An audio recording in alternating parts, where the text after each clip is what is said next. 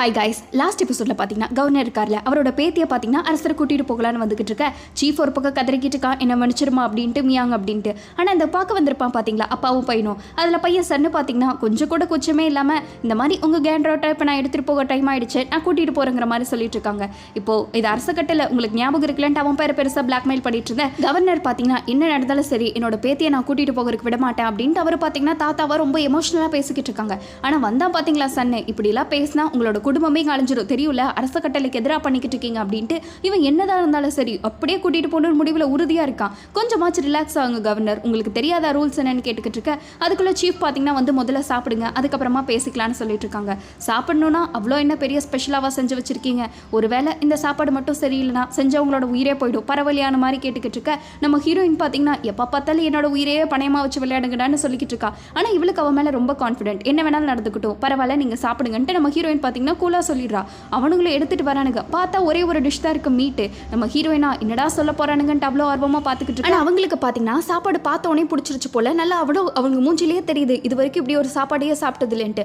சும்மா ரெசிபி அப்படியே பக்காவாக இருக்கு. நம்ம ஹீரோயின் பார்த்தீங்கன்னா சிம்பிளாக ஒரு டிஷ்ஷை செஞ்சாலும் அதுக்குன்ட்டு அவ்வளோ இதை யூஸ் பண்ணியிருப்பா, பொடி அது இதுன்ட்டு எல்லா ஆசிடையும் ஊற்றிருப்பா. நம்ம ஹீரோயின் அவ்வளோ பாரம்பரியமாக சரி இருக்கிற எல்லாத்தையுமே போட்டு அவ்வளோ கஷ்டப்பட்டு செஞ்சான்ட்டு நமக்கு காட்டிக்கிட்டு இருக்க.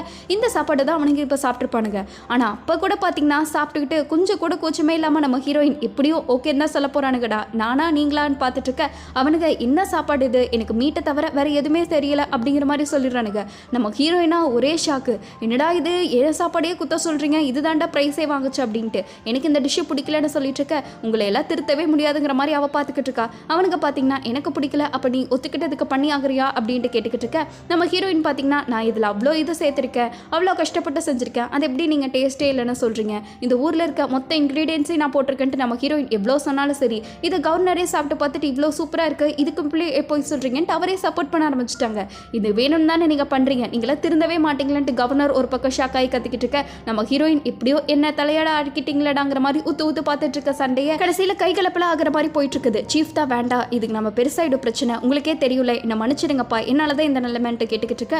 அவங்க கவர்னர் பார்த்தீங்கன்னா பேத்திக்காக கொல்ல போறாரு போல, என்னடா இது கையெல்லாம் ஓங்கிட்டு இருக்கீங்க, அரசரை எதிர்க்கிறீங்களா அப்படின்ட்டு இருக்க. சீஃப் பார்த்தீங்கன்னா இந்த கிரிமினலோட சாப்பாடு தானே சரியில்லை, அவளை தூக்கிட்டு வாங்க அப்படின்ட்டு நம்ம ஹீரோயினை கட்டல் விட்டுட்டாங்க. அட போங்கடா நீங்களும் உங்கள் கட்டமும் அப்படின்ட்டு நம்ம ஹீரோயின் பார்த்தீங்கன்னா போச்சு நான் சாவ போறேன்னு இருக்க. அவனுங்களா பார்த்தீங்கன்னா தூங்கிட்டு வராங்க. ஹீரோயின் ஏசுவே பிதாவே என்னை காப்பாத்துங்க அப்படின்ட்டு எவ்வளோ கதறினாலும் சரி எவனுமே விடுற பாரு இல்லை, டே ஒன்று நான் சும்மா விட மாட்டேன்னா நம்ம ஹீரோயின் பார்த்தீங்கன்னா சாப விட்டுட்டே போயிட்டு இருக்க. அங்கே எல்லாருமே சீஸ் அடிச்சு அப்படியே கூலாக குடிச்சிட்டு இருக்காங்க. பாவம் நம்ம புள்ளதான் மாட்டிக்கிட்டா. அங்கே நம்ம ஹீரோயின் பார்த்தீங்கன்னா டே தயவு செஞ்சு விட்டுருங்கடா, சோறு திங்கிறது தவிர நான் என்னடா பண்ணேன் அப்படின்ட்டு நம்ம ஹீரோயின் சொல்லிக்கிட்டு இருக்க. கரெக்டாக பார்த்தீங்கன்னா அந்த இடத்துக்கு அரசர் இருக்காருல்ல அவர் வராரு. வந்த உடனே சரி அப்படியே ஒரு ராஜ மரியாதையா அரசர் வராருன்ட்டு எல்லாம் பயந்துக்கிட்டு இருக்க.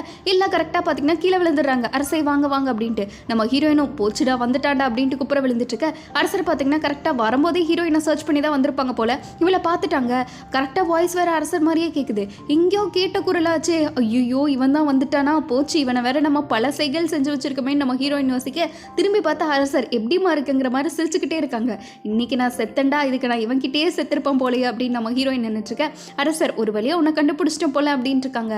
சோலி மொத்தமாக முடிஞ்சு அப்படின்ட்டு நம்ம ஹீரோயினுக்கு பார்த்தீங்கன்னா இவ என்னென்னலாம் கொடூரம் பண்ணியிருப்பாளோ அத்தனை ஞாபகம் வருது. இவ வேற பார்த்தீங்கன்னா கத்தி வித்தையிலேருந்து கத்தி சண்டை வரைக்கும் எல்லாத்தையும் சொல்லியிருப்பா, அரசரையே அரைஞ்சிருப்பா. இப்போ போச்சு அரசரா, அந்த காலத்தில் அவ்வளோ கொடூரமானவனுங்க இப்போல்லாம் சும்மா கூட விட மாட்டானுங்களே, இப்போ என் வாழ்க்கையை அந்த ஆண்டவனையே நினச்சாலும் காப்பாற்ற முடியாது, அப்பா உங்கள் புள்ள கடைசியாக வீடு கூட வர முடியாதுப்பா, என்னை மன்னிச்சிருங்கன்ட்டு நம்ம ஹீரோயின் கண்ணீர் வடிச்சிட்டு இருக்க. அரசர் பார்த்தீங்கன்னா நல்லா மாட்டிக்கிட்டாலாகிற மாதிரி ஒரு புன்னகையாக பார்த்துக்கிட்டு இருக்காங்க. நம்ம ஹீரோயின் செஞ்சிருப்பா பார்த்தீங்களா சாப்பாடு, அதை எடுத்துகிட்டு வந்து இவரை டேஸ்ட் பண்ணுறதுக்கு உட்காந்துட்டு இருக்காங்க. நம்ம ஹீரோயின் இவன் வேற அடுத்து கழுவி ஊற்ற போறானான் இருக்க. அரசர் ஃபர்ஸ்ட் நீ சாப்பிட்டு காட்டு, எதனா கலந்துருந்தா என்ன பண்ணுறது அப்படின்னு கேட்டுக்கிட்டு இருக்காங்க. இந்த லட்சணம் வேறையா, நானே சாப்பிட்டு காட்டுறேன் அப்படின்னு நம்ம ஹீரோயின் பார்த்தீங்கன்னா ஃபர்ஸ்ட் சாப்பிட்றா. சாப்பிட்டு எல்லாமே ஓகேங்கிற பிறதான் அரசரே பார்த்தீங்கன்னா சாப்பிட ஆரம்பிக்கிறாங்க. நம்ம ஹீரோயின் நல்லா இருக்குன்னு சொன்னாதே சரி அரசர் அப்படியே ஊத்து பார்த்துக்கிட்டே இருக்காங்க, உண்மையை சொல்கிறாளா என்னன்ட்டு. நம்ம ஹீரோயினுக்கு எதுவும் ஆகலைன்னு தெரிஞ்சுதான் இவளுக்கு ஒரு நம்பிக்கை. அரசர் பார்த்தீங்கன்னா கொஞ்சம் நல்லா நியாய தர்மம்லாம் பார்க்குற மாதிரி தான் ஹிஸ்ட்ரியில் போட்டிருப்பாங்க. சரி அதே மாதிரியே இப்போ இருப்பாருன்ட்டு சாப்பிட்டு பார்த்துட்டு இருக்க. அவரும் வாயில் வைக்கிறாரு, 2 டைம் மெல்றாரு, ஒன்றுமே தெரில.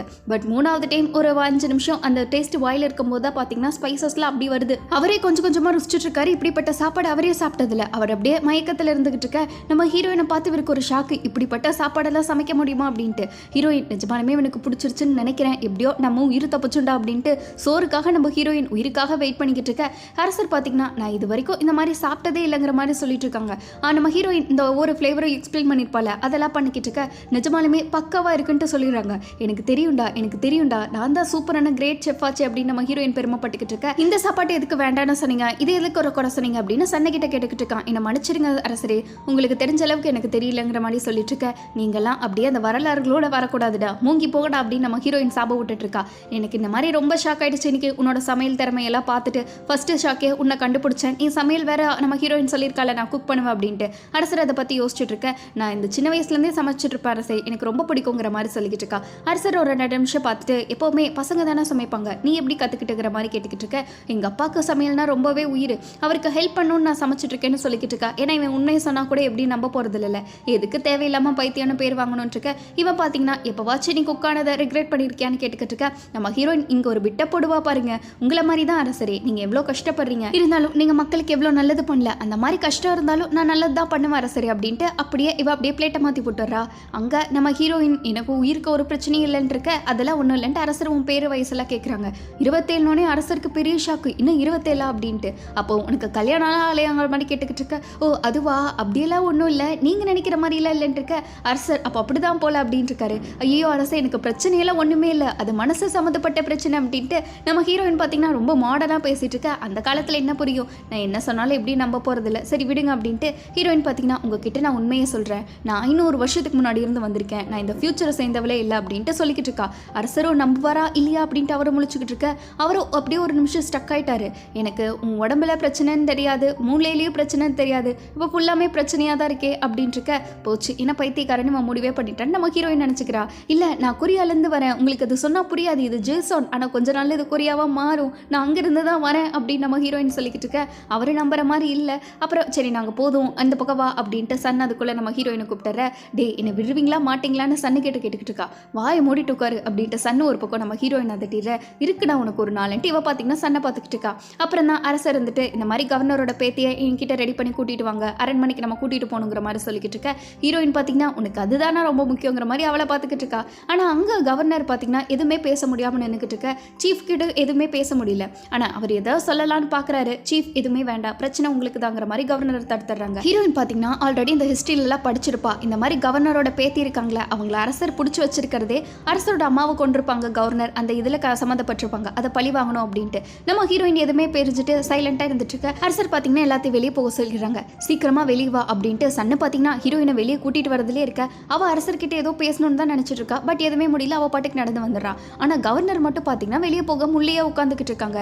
இன்னும் உனக்கு என்ன வேலை அப்படின்ட்டு அரசர் கேட்டுக்கிட்டு இருக்க. அப்போதான் அவங்க சொல்கிறாங்க, இது வரைக்கும் நீங்கள் எவ்வளோ கேவலமாக பண்ணிக்கிட்டு இருக்கீங்க, ஊரில் இருக்க பொம்பளைகள் எல்லாம் கொண்டு வந்து உங்களுக்காக வச்சுக்கிட்டு இருக்கீங்க, இது உங்களுக்கே அசிங்கமா இல்லையா? இந்நேரம் அரசர் மட்டும் உயிரோடு இருந்திருந்தா அவர் பார்த்தா எவ்வளோ ஃபீல் பண்ணுவார், உங்களுக்கு தோணுதா இல்லையான்ட்டு அவன் பேசிக்கிட்டு இருக்கான். அரசருக்கு பார்த்தீங்கன்னா கோவம் வந்துருச்சு. என்னை மன்னிச்சிருங்க சோனா, தயவு செஞ்சு என்னோட உயிரை கூட எடுத்துக்கோங்க, இந்த பொண்ணுங்களெல்லாம் விடுங்க, நீங்கள் பண்ணுறது தப்பு அப்படின்ட்டு இருக்க. அரசர் பார்த்தீங்கன்னா இவ்வளோ வருஷம் உனக்கு தெரியல, உன் பேத்தி வரானே உனக்கு தெரிஞ்சிருச்சாங்கிற மாதிரி கழுத்தில் கத்தி வச்சுட்டு இருக்காங்க. தயவு செஞ்சு என்னோட உயிரை கூட எடுத்துக்கோங்க, அவளை விட்டுருங்க அப்படின்ட்டு அவன் கதறிக்கிட்டு இருக்க. நமக்கு ரொம்ப வேண்டப்பட்டவங்க நம்மளால காப்பாற்ற முடியலன்னு போனால் அந்த வழி எப்படி இருக்குன்னு உனக்கு தெரியுமா, அதுதான் உனக்கு அனுபவிச்சே ஆகணும்ட்டு அரசர் பார்த்தீங்கன்னா அவங்க அம்மாவோட சாவுக்கு பழி வாங்குற மாதிரியே நினச்சிட்டு கண்ணிலெல்லாம் தண்ணியோட அவனை நின்றுட்டு இருக்க. அவனுக்கு ஒன்றுமே புரியல. இனிமேல் நீ சிறையில் தான் இருக்க போற, இவனை சிறையில் கொண்டு போய் அடைங்க, அரசருக்கு எதிராக துரோகம் பண்ணிட்டாட்டு இருக்க. நம்ம ஹீரோயினும் பார்த்தீங்கன்னா சிறையில் தான் வச்சிருக்காங்க. அவளா டே நல்லா வனாடா இருக்குன்னு சொல்லி நான் சாப்பிட்டு அப்புறம் எப்படி வச்சிருக்கான் பார்த்தியான் இருக்க. சிட்டு நிஜமாலுமே அரசர் சொன்னாரா அப்படின்ட்டு இருக்கா. ஆமாம் அவன் சூப்பராக இருக்கு, சாப்பிட்டதே இல்லைன்னு சொன்ன அறிவு கட்டுவேன் அப்படின்ட்டு அரசரை போட்டு திட்டிட்டு இருக்க. இப்போ நம்ம அரண்மனைக்கு கூட்டிகிட்டு போகிறாங்களா, நம்மளை ஆயுள் கால கைதியாக வச்சிருப்பாங்களா அப்படின்ட்டு இருக்க. நம்ம ஹீரோயின் நான் அரண்மனைக்கெல்லாம் போக முடியாது, நான் எங்கிருந்து வந்ததும் அங்கேயே போயிடுவேன் அப்படின்ட்டு இருக்க. சிட்டு எங்கிருந்து வந்தீங்க அப்படின்னு கேட்குறா. எப்படியோ நான் சொன்னால் நீ நம்ப மாட்டேன் அப்படின்ட்டு ஹீரோயின் சொல்லிட்டு இருக்க. அப்படியெல்லாம் இல்லை, எனக்கு தெரியும் நீங்கள் ஃபியூச்சர்லேருந்து தான் வந்திருக்கீங்க, நீங்கள் சொன்னதெல்லாம் உண்மைதான், நான் நம்புறேன் அப்படின்ட்டு இருக்கா. இது வரைக்கும் யாருக்குமே தெரியாத விஷயம் பல விஷயம் உங்களுக்கு தெரிஞ்சிட்டு இருக்கு அப்படின்னு சொல்ல நம்ம ஹீரோயின் இந்த ஃப்ரான்ஸ் டூ கொரியா போயிருப்பாள்.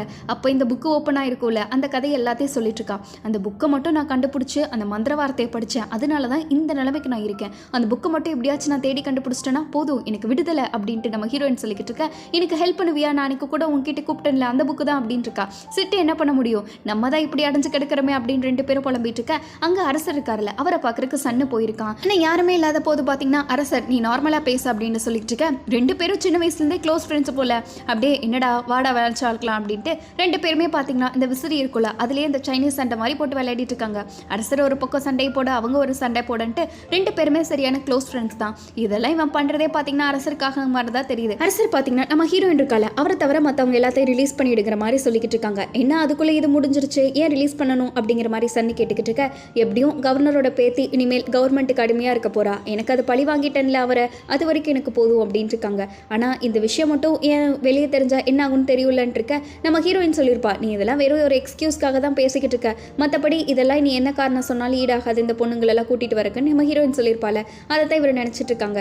ராணிக்கு இல்லை அரண்மனையில் யாருக்காச்சும் தெரிஞ்சால் கூட பெரிய பிரச்சனை ஆகிடும்னு சொல்லிக்கிட்டு இருக்க.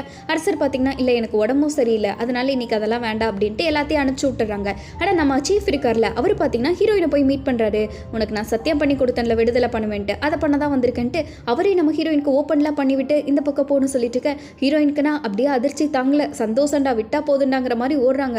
சாப்பாடெல்லாம் வேற கொடுத்து அனுப்பிச்சு விட்றாங்க. அதுக்கு நம்ம ஹீரோயின், அரசர் கண்டிப்பாக ஒரு நாள் தண்டிக்கப்படுவாங்க, நீங்கள் எதுக்கும் கவலைப்படாதீங்க, நானே தண்டனை வாங்கி கொடுக்குறேங்கிற மாதிரி நன்றி சொல்லிட்டு கும்பிடு போட்டு அவ பாட்டுக்கு ஓடிக்கிட்டு இருக்க. இங்கே அரசர் பார்த்தீங்கன்னா ரிலாக்ஸாக வந்து ஜூஸ் குடிச்சிட்டு இருக்காங்க. அப்போ கரெக்டாக சன் இருக்கான்ல அவன் வந்து இந்த மாதிரி ஹீரோயினை காணோம் அப்படின்னு சொன்னோடனே அரசருக்கு அது எப்படி நடக்கும், உடனே ஆள் அனுப்பி தேடுங்கன்ட்டு அரசர் பார்த்தீங்கன்னா ஆள் அனுப்பிச்சிட்டு இருக்காங்க. அதெல்லாம் தெரியாமல் ரெண்டு பேரும் காட்டுக்குள்ளே ஜாலியாக நடந்து வந்துகிட்டு இருக்கும்போது தான் சொல்கிறாங்க, உன் ஃபேமிலியை பற்றி சொல்லுன்னு ஹீரோயின் கேட்டுக்கிட்டு இருக்கா. சிட்டோட அப்பா பார்த்தீங்கன்னா ஏதோ மிலிட்ரியில் இருந்தாராமா, காணாமல் போயிட்டாரு, என்னோட அப்பாவை தேடி தான் நானும் எங்கள் அம்மாவும் வந்தோம், பட் எங்கள் அம்மாவும் கடைசியில் செத்துட்டாங்க, வேட்டையாடவங்க வந்து கொண்டுட்டாங்க அப்படின்ட்டு அவன் மட்டும்தான் தனியாக அந்த மாதிரி கஷ்டப்பட்டுட்டு இருக்கான்னு சொல்லிக்கிட்டு இருக்க. ஹீரோயின் பார்த்தீங்கன்னா நீ இங்கிருந்து கஷ்டப்படுற, பேசாமல் என் கூடயே ஃபியூச்சருக்கு வந்துட்டா என்னன்னு இருக்கா, நிஜமாலுமே நான் வர முடியுமா அப்படின்ட்டு இருக்க. சரி சொல்லு, உனக்கு இங்கே ஒரு ஆசைன்னு இருக்குல்ல, அது என்னென்ன சொல்லு, என்னால் முடிஞ்சா நான் நிறைவேற்றி காட்டுறேன் அப்படின்னு ஹீரோயின் கேட்டுக்கிட்டு இருக்கா. ஆனால் இவருக்கால பார்த்தீங்களா சிட்டு, அவளுக்கு இந்த கிச்சன்லேயே நல்லா சுப்பீரியர் ஆகணும் சீனியர் ஆகணும்னு தான் ஆசை, அவ்வளோதானே, நான் உனக்காக எல்லா டிஷ்ஷையும் சமைக்க தரேன் அப்படின்னு சொல்லிட்டு இருக்க. இவளுக்கு நான் நிஜமாலுமே சொல்லி தரீங்களான்ட்டு ஆச்சரியப்பட்டு போயிட்டு இருக்காங்க. அந்த கடற்கரையெல்லாம் இருக்குல்ல அதுக்கு பக்கத்தில் வந்து தேடிக்கிட்டு இருக்காங்க. அந்த மலையில தான் போட்டிருப்பா நம்ம ஹீரோயின், இந்த மலையில தான் எங்காச்சும் இருக்கும், கண்டிப்பாக தேடுன்னு இருக்கா. சிட்டு பார்த்தீங்கன்னா ஐயோ கொஞ்சம் திரும்பி பாருங்கன்னு இருக்கா. பார்த்தா அரசர் வந்திருக்காரு. நம்ம ஹீரோயினா சோலி முடிஞ்சிடா அப்படின்ட்டு இருக்கா. அரசர் கரெக்டாக இவளை ஜஸ்ட் மிஸ்ல பிடிச்சிடுறாங்க. ஐயோ அரசை மன்னிச்சிருங்க, நான் ஒன்றும் தப்பிச்சு போக ட்ரை பண்ணல, அந்த புக்கை தான் தேடி வந்துட்டு இவ பார்த்தீங்கன்னா அப்படியே எல்லா சாமி கும்பிட்டு வேண்டிக்கிட்டு இருக்கா. அவர் பார்த்தீங்கன்னா தலையில் பூ இருக்குல்ல அதை எடுத்து விட்டுட்டு இருக்காங்க. ஹீரோயினுக்கு ஷாக்கு, இப்போ பூவை எடுத்தான் அடுத்து என் தலையை தான் எடுக்க போறான்ட்டு. இந்த மாதிரி அந்த ஹேண்ட்பேக் இருக்குல்ல அதை தேடி தான் நான் வந்தேன், அதில் ரொம்ப முக்கியமான விஷயம் இருக்குது அப்படின்ட்டு இருக்க. இப்போ நீ தப்பிச்சு போனதுக்கு ரீசன் வேற சொல்லிக்கிட்டு இருக்கியான்ட்டு அரசர் கேட்குறாங்க. இல்லை நான் சொல்கிறதெல்லாம் உண்மை இல்லை, அந்த புக்கு என்னோட உயிரை விட ரொம்ப பெருசானது அப்படின்ட்டு இருக்க. அரசர் பார்த்தீங்கன்னா அந்த புக்கு அங்கே இருக்கிறத பார்த்துடுறாங்க. அவங்க ஆள் அனுப்பி அதை எடுத்துகிட்டு வந்தோடனே ரொம்ப நன்றி, நீங்கள் நல்லா இருக்கணும், பல்லாண்டு வாழ்கன்னு இருக்க. அரசர் பார்த்தீங்கன்னா அதை தூக்கி போட்டுடுறாங்க. இப்போ பாரு நீ என்ன பண்ண போற, நீ உன்னோட உயிரை இப்போ என்கிட்ட தானேன்ட்டு அரசர் கேட்டுக்கிட்டு இருக்க. ஹீரோயினுக்கு கோவம் வந்துருச்சு. டே பைத்தியக்கார நாயே அப்படின்ட்டு இவ பார்த்தீங்கன்னா திட்டி விட்டுறா. உனக்கு அறிவுங்கிறது இருக்கா இல்லையா அப்படின்ட்டு அரசரையே கேட்டுக்கிட்டு இருக்க. அதை இவ புதுசால திட்டுறா. அது தெரியாம அரசர் சொன்னிட்டு இதுக்கு மேலதான் உனக்கு இருக்கு, உனக்கு விடுதலையே கிடையாதுங்கிற மாதிரி அவர் சிரிச்சிட்டு இருக்கா. ஹீரோயின் என்னது அப்படின்ட்டு இருக்கா பாருங்க. அரசரோட சிரிப்போட கட் பண்ணா அவரை அரண்மனைக்கே கூட்டிட்டு போயிட்டு இருக்காங்க. இவனுக்கு என்னதான் பிரச்சனை, நான் நல்லா செஞ்சு கொடுத்தது ஒரு தப்பான்னு நம்ம ஹீரோயின் கழுவி ஊத்திட்டு இருக்கா. அரண்மனைக்கு போனா நம்மளை கொத்தடிமையா வைக்கிறானோ இல்ல அடுப்பு கடையில போடுறானோ என்னதான் பண்ண போறானோ, என்ன இருந்தாலும் சரி நீ கவலைப்படாத, நான் உன்னை பாத்துக்கிறேன்னு நம்ம ஹீரோயின் சொல்லிட்டு இருக்க. சிட்டு நம்ம எப்படியாச்சும் தப்பிச்சிடுவோம், உங்க மேல எனக்கு நம்பிக்கை இருக்கா, ஒரு நாள் இவனுக்கு இருக்கு அப்படின்னு நம்ம ஹீரோயின் பாத்தீங்கன்னா அரசரை கழுவி ஊத்திட்டு இருக்க. எதுக்கு நீங்க இவளை கூடயே வச்சுட்டு இருக்கீங்கிற மாதிரி சன்னு கேட்குறா. அதுவா இவ கொடூரமா சாகக்கூடாதுன்னு தான் என் கூடயே வச்சுட்டு இருக்கங்கிற மாதிரி அரசர் நம்ம ஹீரோயினை வச்சுட்டு சுத்திட்டு இருக்க. அங்க நம்ம ஹீரோயின் கழுவி ஊத்திட்டு இந்த ஷூட் எல்லாம் பண்ணிடுவாங்கிற மாதிரி ஜாட காமிச்சிட்டு இருக்கா. அரசர் உன்னை பின்னாடி ஷூட் பண்ணிடுவா அப்படின்ட்டு அவரும் காமிச்சிட்டு இருக்க. இவங்க ரெண்டு பேரும் சேர்ந்து காணிக்யூப் இருக்காங்களா அவங்கள பார்க்கணும்னு தான் வந்திருக்காங்க. அங்க காணிக்யூப் நம்ம ஹீரோயினை பார்த்து உன்னை அடுத்தடுத்து என்னென்னலாம் அலப்பற பண்ணாங்க அப்படின்ட்டு அரண்மனை விஷயங்களோட பல கலவரத்தோட அடுத்த எபிசோடு வெயிட் பண்ணிட்டு இருக்கோம். இந்த ரொமான்டிக் ஃபேண்டசி ட்ராமா உங்களுக்கு பிடிச்சிருக்கா இல்லையா அப்படின்னு கமெண்ட்ல சொல்லிட்டு போங்க. அடுத்த எபிசோடுக்கு வெயிட் பண்றீங்களா இல்லையான்னு அதையும் சொல்லிடுங்க. அடுத்த ஒரு சூப்பரான எபிசோட்ல மீட் பண்ணுவோம். அது வரைக்கும் பை ஸ்வீட்டீஸ்.